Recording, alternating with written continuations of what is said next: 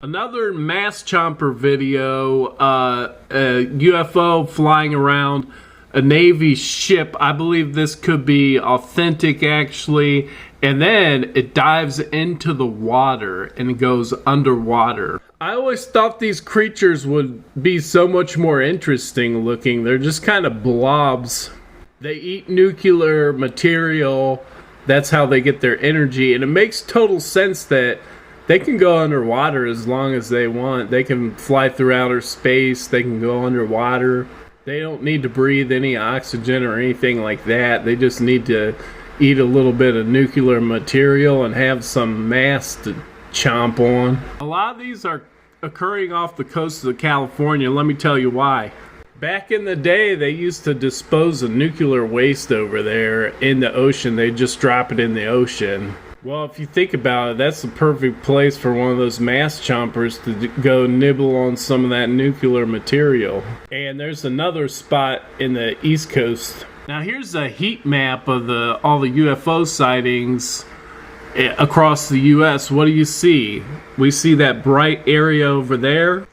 And then on the East Coast, it matches what we saw, that there was even more dumped up there. And there's a lot of stuff across the country, right? And actually, the UFO sightings coincide with a lot of the nuclear disposal places. So that might be another way to observe some of these more closely, is to send some sort of remote controlled, super deep diving submarine to go down and purposely go down by that nuclear waste, and we'll probably find these things feeding on them.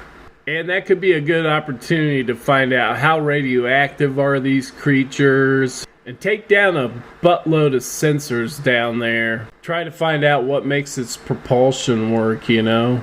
But still, probably the best way if you want to observe these is to build that alien feeder, because especially if you put that off the east or the west coast, you know, just pure sources, and really let it send up the signal, you know, make a silo type of structure. You're probably going to really attract these things, and they're going to come eat some of that. And there might be an ideal spot to do that experiment way up by the North Pole, actually.